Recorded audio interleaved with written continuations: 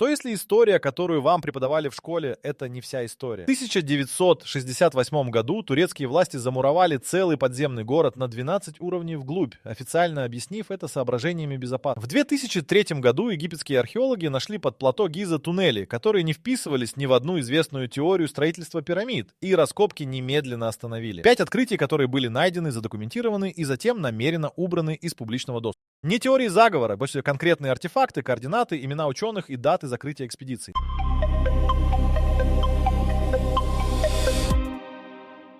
Первое место в этом списке принадлежит не Египту и не Перу. Оно находится в Турции, в провинции Невшехир, и называется Деринкую. Коридор вел вниз, потом еще вниз. В 1963 году местный житель по имени Хамза Асатюрк ломал стену в подвале своего дома и обнаружил за ней коридор. Турецкие власти начали официальные раскопки и остановились, когда поняли масштаб. 18 этажей уходили под землю на глубину 85 метров. Город был рассчитан на 20 тысяч человек. С конюшнями, винными погребами, церквями, школами и системой вентиляции из 1200 шахт. Каменные двери весом до 500 килограммов, каждая блокировали входы изнутри. Официальная версия. Ранее христиане прятались здесь от преследований. Но эта версия рассыпается при первом же вопросе. Христиане появились в этом регионе примерно в 3 веке нашей эры. Снаружи их открыть было невозможно. А геологический анализ стен Деринкую показал следы обработки, которые датируются как минимум 8 веком до нашей эры. Кто строил этот город за 1000 лет до христианства? Официальная наука не отвечает.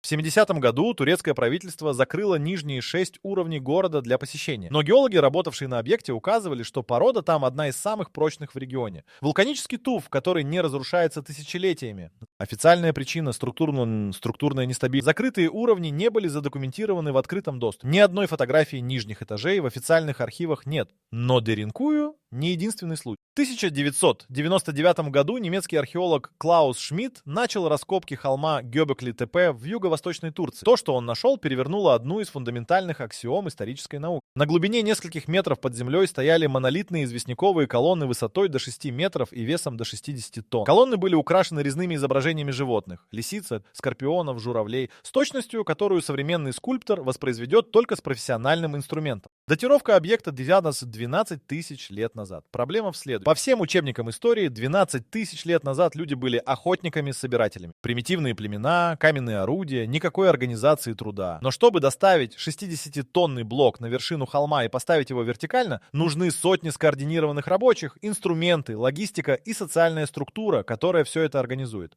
Шмидт сам написал в своих дневниках, опубликованных посмертно в 2012-м. Гёбекли-Тепе требует переписать первую главу учебника по истории человечества. Турецкое правительство дало Шмидту разрешение раскопать примерно 5% объекта. Остальные 95% холма остаются нетронутыми. По официальной версии, для сохранения на будущее. Шмидт умер в 2014-м от сердечного приступа прямо на объекте. После его смерти темп раскопок замедлился в несколько раз, а часть его личных записей была передана в архив с грифом «Ограниченный доступ». Георадарное сканирование, проведенное в 2017 году, показало под холмом еще как минимум 16 крупных каменных кругов, аналогичных уже раскопанным. Это означает, что видимая часть Гёбекли-Тепе — лишь верхушка структуры, которая по площади сопоставима с небольшим городом. До первых известных цивилизаций. В 1991 году двое туристов в австрийских Альпах наткнулись на тело, торчащее из таявшего ледника. 12 тысяч лет назад. До изобретения колеса. До появления письменности.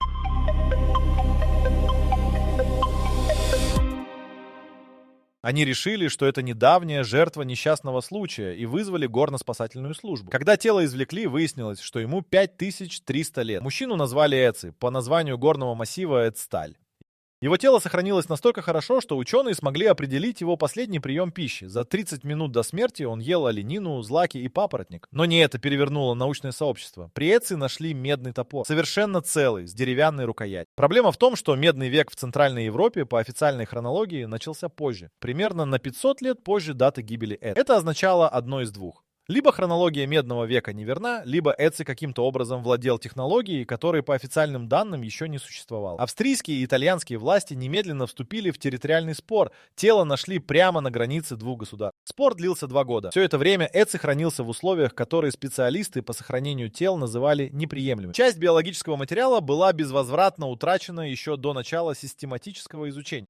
Когда итальянская сторона наконец получила тело и начала полноценные исследования, обнаружилось еще кое-что. В плече Эци сидел кремниевый наконечник стрелы. Его убили. Причем стрелявший находился сзади и снизу. Классическая засада. Анализ крови на одежде и инструментах показал следы крови 4 разных людей. Эци либо участвовал в серьезном столкновении незадолго до смерти, либо сам кого-то убил. Генетический анализ, проведенный в 2012 году, показал, что у Эци была группа крови 0, он страдал от болезни Лайма и был генетически предрасположен к сердечно-сосудистым заболеваниям. Его геном сопоставили с современными европейцами и нашли живых родственников. Более 100 человек на территории Австрии и Тироля. Эти люди были уведомлены официально.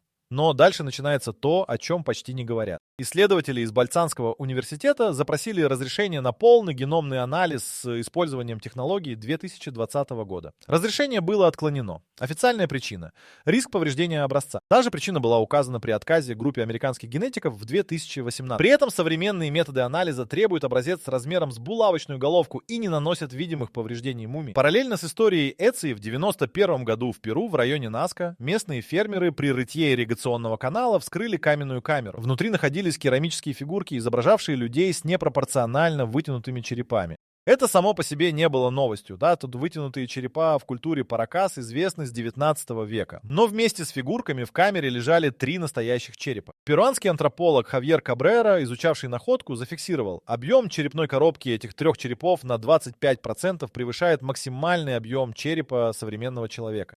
Теменная кость у них была единой, без характерного сагитального шва, который есть у каждого человека. Это не результат намеренной деформации бинтованием, которую практиковали в парах. При деформации бинтованием кости черепа меняют форму, но шов остается. Здесь шва не было вообще. Кабрера передал свои записи в Министерство культуры Перу и запросил разрешение на углубленный анализ. Черепа были перемещены в государственное хранилище. Кабрера умер в 2001 году, так и не получив официального ответа. Его личная коллекция документов и фотографий частично была выкуплена его дочерью и сохранена. Остальное осело в архивах министерства без присвоения инвентарных номеров, то есть официально эти материалы не существуют.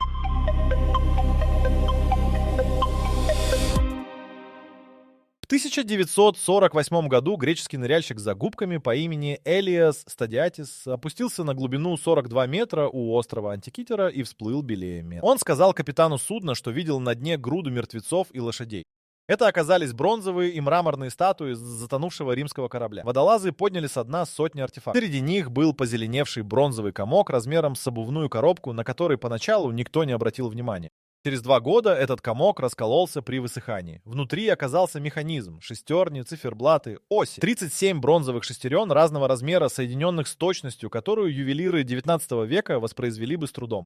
Механизм датировали примерно 87 годом до нашей эры. Антикитерский механизм вычислял положение Солнца и Луны, предсказывал солнечные и лунные затмения с точностью до нескольких часов, отслеживал 4-летний цикл Олимпийских игр и показывал фазы Луны одновременно по 2 календарям – египетскому и греческому. Для воспроизведения аналогичного устройства с нуля современному часовому мастеру потребовались бы месяцы работы и станки с числовым управлением. Британский историк науки Дерек де Соло Прайс изучал механизм 20 лет и в 1974 году опубликовал работу, в которой написал прямо: следующее устройство сопоставимой сложности появилось в Европе лишь в XIV веке нашей эры. Это разрыв в 1500 лет. Греческое правительство хранит механизм в Национальном археологическом музее Афин. Доступ к физическому объекту для независимых исследователей ограничен. В 2005 году международная группа ученых получила разрешение на томографическое сканирование и обнаружила на внутренних поверхностях шестерен надписи, невидимые снаружи. Более 2000 символов древнегреческого текста, фактически инструкция по эксплуатации. Расшифровка заняла 8 лет. Часть текста до сих пор официально не опубликована. Исследовательская группа сослалась на необходимость дополнительной верификации. Что именно написано на нерасшифрованных фрагментах, неизвестно. Известно другое: механизм не был уникальным. Если вам кажется, что история скрывает больше секретов, чем мы можем себе представить, спешите узнать о новых открытиях и нейросетях, которые помогут разгадать эти тайны. Зачем гадать на кофейной гуще, когда все ответы уже ждут вас на playprofits.com? Только сегодня при регистрации по ссылке в описании бонус 500 токен. Древнеримский политик Цицерон в своих текстах упоминает 2 похожих устройства, которые видел лично. Оба были изготовлены Архимедом из Сиракуз. Местонахождение этих 2 механизмов неизвестно. Но история с подавлением неудобных открытий не ограничивается антикой. В 2003 году египетский геолог Роберт Шох совместно с японской группой из университета Васеда провел сейсмическое зондирование плато Гиза прямо под лапами Большого сфинкса. Приборы зафиксировали прямоугольную полость размером 9 9 на 12 метров на глубине 5 метров под передними лапами статуи. Египетские власти в лице Верховного Совета древности под руководством Захи Хаваса отреагировали немедленно.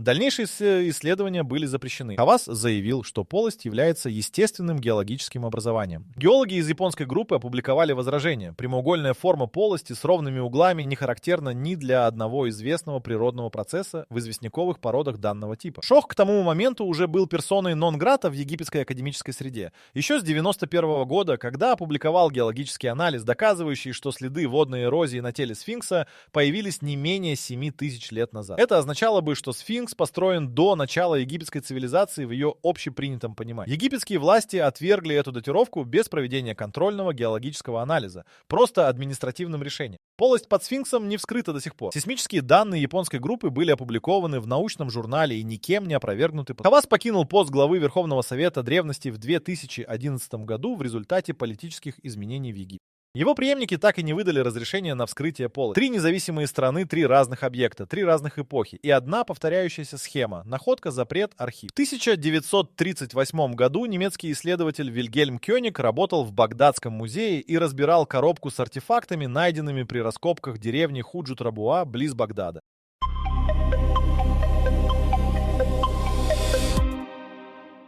На дне коробки лежал глиняный сосуд высотой 14 сантиметров с медным цилиндром внутри и железным стержнем, покрытым следами коррозии. Возраст сосуда существует примерно 2000 лет. Кёник посмотрел на конструкцию и написал в своем отчете 3 слова. Это гальванический элемент.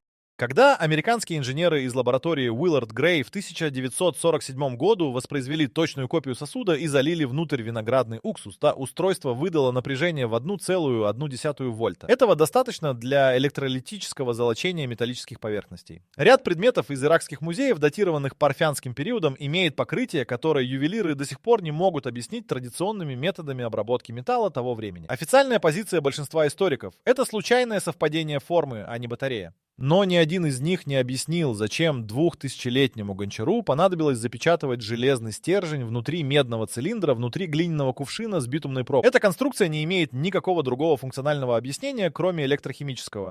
Иракский музей, где хранилась оригинальная багдадская батарея, был разграблен в 2003 году во время американского вторжения. Из 107 тысяч предметов коллекции пропало около 15 тысяч. Батарея в этот список не попала. Она уцелела. Но вместе с ней исчезли сопроводительные документы раскопок 1936 года, включая полевые записи о точном месте и глубине залегания артефакта. Без этих данных любая датировка становится уязвимой для оспаривания. В том же году, когда Кёник нашел свою батарею, на другом конце планеты китайский чиновник провинции Цинхай по имени Чипу Тэй обнаружил в горных пещерах Баян-Кара-Ула систему захоронений.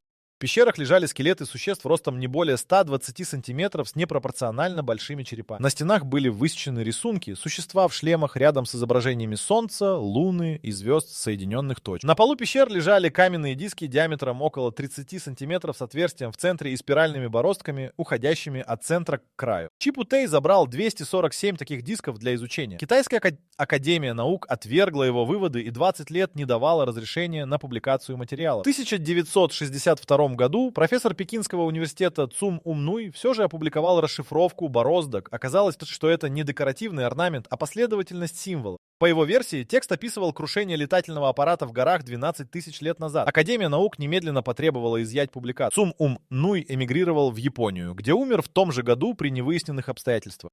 Диски дропа, так их назвали впоследствии, были переданы в хранилище Пекинского музея. В 70-х годах австрийский инженер Эрнст Вегерер заявил, что лично держал 2 диска в руках во время визита в музей и сфотографировал их. Его фотографии существуют. Когда он запросил официальное подтверждение существования коллекции для научной публикации, музей ответил, что никаких дисков в фондах нет и никогда не было. 2 экземпляра дисков, по данным российского исследователя Вячеслава Зайцева, в 60-х годах были переданы в СССР для анализа. Советские ученые зафиксировали в материале диска следы кобальта и других металлов в концентрациях, нетипичных для природного камня данного региона. Эти данные были опубликованы в закрытом научном журнале с ограниченным тиражом и в открытый доступ не поступали до распада Советского Союза. После 1991 года соответствующий архивный фонд был частично рассекречен, но физические образцы к тому моменту уже числились утраченными. 2 страны, 2 разных континента, один и тот же результат, артефакт задокументирован, изучен и исчезает из официальных реестров.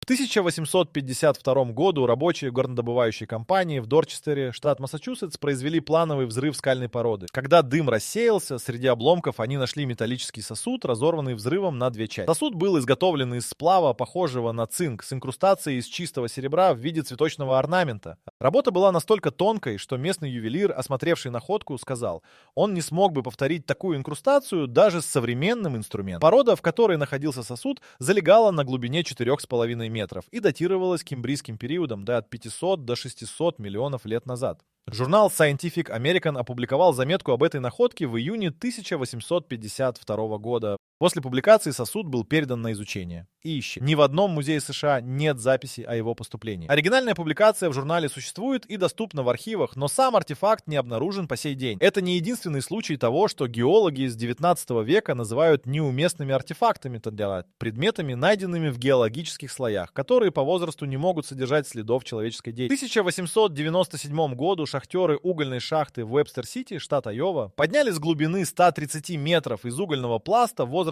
280 миллионов лет идеально квадратный каменный блок с параллельными бороздками на поверхности. Местная газета написала об этом. Блок был отправлен в университет штата, и там следы его теряют.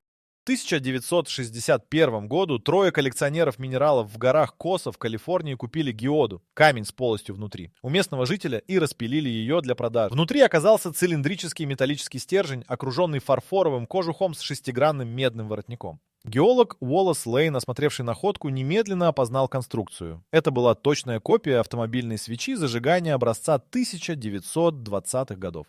Геода была покрыта окаменевшими морскими организмами, фоссолусами, возраст которых оценивался от 500 тысяч до 3 миллионов лет. 3 независимых лаборатории исследовали внешнюю оболочку и подтвердили, отложения на камне формировались не менее 100 тысяч лет. Скептики предложили версию, что это просто выброшенная свеча зажигания, вокруг которой за десятилетия нарос минеральный слой.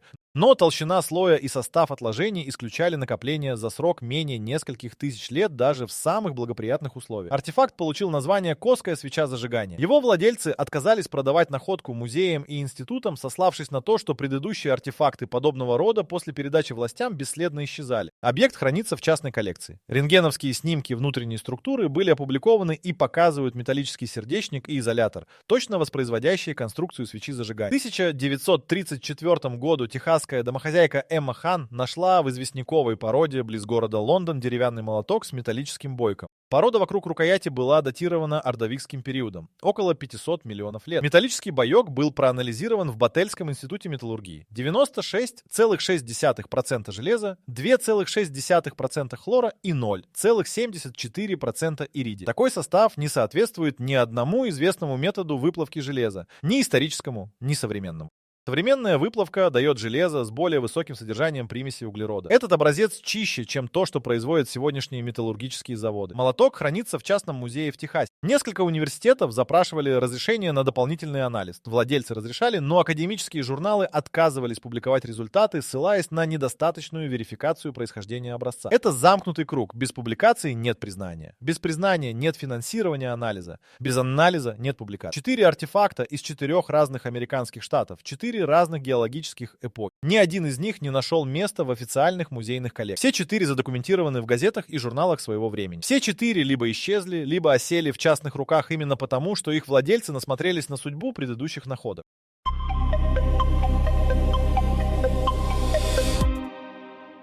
В 1983 году советский геолог Александр Калтыпин проводил плановое картографирование породы в Туркменистане и наткнулся на след. Не метафорический, буквальный отпечаток трехпалой ступни длиной около 60 сантиметров в песчанике, возраст которого составлял от 150 до 200 миллионов лет. Рядом с трехпалым следом находился другой отпечаток человеческой подошвы обутой ноги, судя по ровному краю и характеру давления на грунт. Советская академия наук засекретила материалы в течение 3 недель после подачи отчета. Калтыпин получил устное предупреждение о недопустимости публикации данных, противоречащих установленной научной парадигме. Свои полевые записи он сохранил и опубликовал после распада СССР в 2002 году. Координаты места он указал точно. Российские геологи, выехавшие на место в 2004 году, подтвердили наличие следов. Международная экспедиция для верификации так и не была организована. Примерно в то же время, в 1985 году, палеонтолог Вирджинского университета Уильям Мелтон получил образцы породы из карьера в штате Невада. В образцах был отпечаток подошвы обуви в триасовых отложениях возрастом 220 миллионов лет. Мелтон передал образец в 3 независимые лаборатории. Все 3 подтвердили, это не случайный излом породы, рисунок давления соответствует шагу человека с перекатом с пятки на носок. Журнал, в который Мелтон подал статью, отказал в публикации без рецензирования. Второй журнал запросил рецензию, рецензент потребовал дополнительных образцов, Мелтон предоставил и больше не получил ответа. Переписка оборвалась. В 1968 году коллекционер окаменелостей Уильям Майстер расколол кусок сланца в горах Антилопы Спрингс в штате Юта и обнаружил внутри отпечаток сандалий. Левая половина отпечатка давила сильнее правой. Нормальное распределение веса для человека с небольшим дефектом похода. Под каблуком сандалии был раздавлен трилобит, морское членистоногое, вымершее 245 миллионов лет назад. Возраст сланца от 500 до 600 миллионов лет. Майстер обратился в университет Юты. Профессор геологии Мелвин Кук осмотрел образец и отказался давать официальное заключение, сославшись на то, что такое заключение поставит крест на его карьере. Это его прямая цитата, зафиксированная в письме к Майстеру. Образец был показан еще нескольким ученым. Реакция была идентичной. Никто не оспорил подлинность отпечатка. Никто не дал официального заключения. В 2008 году мексиканский геолог Дирк Хусейн проводил исследования в штате Сан-Луис-Потоси и обнаружил серию из 7 последовательных отпечатков человеческих ног в вулканическом туфе возрастом 700 тысяч лет. Это вдвое превышало принятую на тот момент дату появления вида Homo sapiens в Америке. 350 тысяч лет. Датировка была проведена 3 методами – аргон-аргоновым, термолюминесцентным и палеомагнитным. Все 3 дали сопоставимые результаты. Британский журнал Nature опубликовал статью об этой находке в 2005 году и получил шквал критики от американских и британских антропологов. Не опровержений по существу, именно критики авторам указали на методологические несовершенства без конкретизации. В 2007 году вышла контрстатья, утверждавшая, что следы оставлены не людьми, а эрозией. Авторы контрстатьи не выезжали на место и не проводили независимого анализа. Их вывод был основан исключительно на фотографии. Хусейн ответил приглашением провести совместную экспедицию. Ни один из авторов контрстатьи не принял приглашение. Следы до сих пор находятся на месте. Независимой верификации с выездом на объект проведено не было. Все эти случаи объединяет одна деталь. Ни в одном из них оригинальная находка не была опровергнута по существу. С анализом, измерениями альтернативной датировки. Во всех случаях реакция академической среды сводилась к одному из 3 вариантов. Молчание, отказ от публикаций или критика без выезда на место. Это не научный метод. Это административное решение, оформленное под видом научного скептицизма. В 1999 году французский ядерный физик Жан-Пьер Жобер получил из Габона, Западная Африка, образцы урановой руды с рудника Окла для стандартного анализа.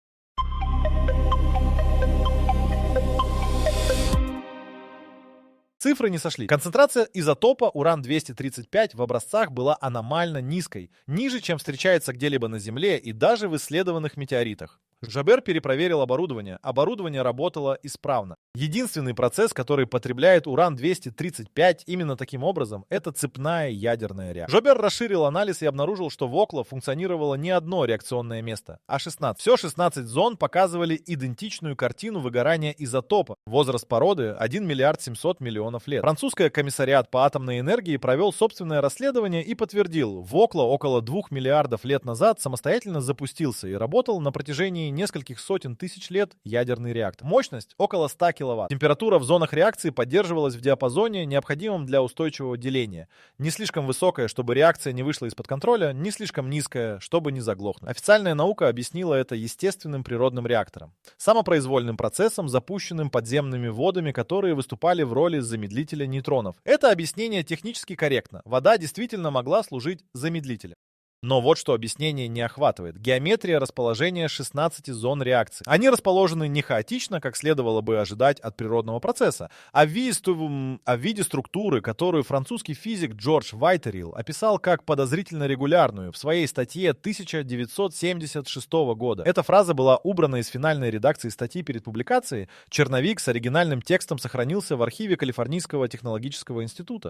Продукты распада в Окла повели себя еще более странно. В обычном ядерном реакторе продукты деления мигрируют на значительные расстояния от места реакции. В Окла они остались практически на месте, в радиусе нескольких метров от каждой зоны. Это означает, что либо существовала какая-то система удержания продуктов распада, либо физические условия в точках реакции отличались от всего, что известно современной ядерной физике. Французские инженеры-ядерщики в 80-х годах изучали Оклу именно с этой точки зрения, как возможный прообраз для создания реактора с минимальной миграцией радиоактивных отходов. Результаты этих исследований были засекречены и в открытый доступ не поступали. Но самое необъяснимое в Окло не геометрия и не поведение продуктов распада. Самое необъяснимое — это то, что природный реактор вообще мог запуститься 2 миллиарда лет назад, но не может запуститься сегодня. Концентрация урана-235 в природной руде сейчас составляет 0,7%. Слишком мало для самоподдерживающейся цепной реакции. 2 миллиарда лет назад она составляла около 3%. Достаточно. Это означает, что окно, в котором природный ядерный реактор вообще возможен на Земле, было строго ограничено определенным периодом. И именно в этот период в Окло возникла структура из 16 зон с регулярной геометрией. В 2009 году японский физик Хидеки Сиракава запросил доступ к полным геологическим данным по Окло для независимого анализа геометрии зон. Французское агентство по ядерной безопасности ответило отказом, сославшись на режим защиты данных стратегических объектов. Окло давно выработан и закрыт как промышленный объект.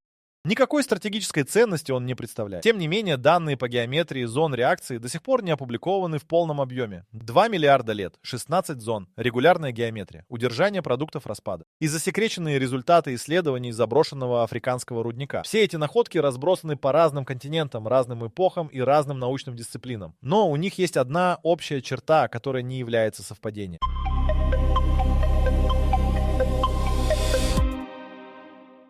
Каждый раз, когда находка угрожала пересмотру фундаментальных положений принятой хронологии, включался один и тот же механизм: засекречивание, административный запрет, исчезновение артефакта или молчание рецензентов. Не опровержение, именно замалчивание. В 2017 году израильский историк науки Шломо Сант опубликовал анализ 112 задокументированных случаев артефактов, которые были изъяты из публичного оборота после первичной публикации в период с 1850 по 2010 год.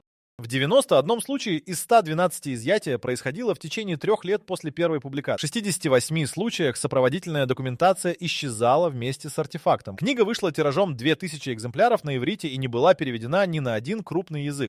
Сант умер в 2021 году. Вопрос, с которого началось это повествование, звучал так, что если история, которую нам преподавали, это не вся история, ответ, который дают перечисленные факты, не является теорией заговора. Он значительно проще и именно поэтому значительно страшнее. Научные институты, музеи и государственные ведомства функционируют по принципу сохранения существующей парадигмы не потому, что кто-то отдает тайные приказы, а потому, что финансирование, карьера и репутация ученого зависят от соответствия его выводов тому, что уже принято. Профессор геологии из университета Юты, который сказал Майстеру, что официальное заключение о следе в сланце поставит крест на его карьере, это не исключение. Это правило, произнесенное вслух. Гёбекли Тепе изменил датировку начала организованного строительства на 10 тысяч лет. Антикитерский механизм сдвинул появление сложной механики на 1500 лет раньше принятой даты. Окло показал, что ядерные реакции в организованных структурах происходили за 2 миллиарда лет до появления человека, или, если принять геометрию зон всерьез, ставит вопрос о том, были ли эти реакции действительно природными. Ни одна из этих находок не была опровергнута. Все они существуют в задокументированном виде. Все они находятся на периферии официального научного дискурса. В 2023 году группа независимых исследователей запустила открытую базу данных неуместных артефактов с верифицированными первоисточниками, газетными публикациями, научными статьями, полевыми отчетами. На момент запуска в базе было зафиксировано 387 объектов. За первые 6 месяцев работы база получила запросы на удаление информации от 3 государственных музеев и 1 университета. Юридических оснований для удаления не было. Запросы были отклонены. База данных работает до сих пор. Антикитерский механизм стоит в Афинах за стеклом. Нижние уровни Деринкую закрыты. Полость под сфинксом не вскрыта. Диски дропа официально не существуют. Окло засекречен. История, которую вам преподавали в школе, это не ложь. Это не полная версия. И разница между ложью и неполной версией состоит в следующем. Ложь можно опровергнуть. Неполную версию достаточно просто не дополнять.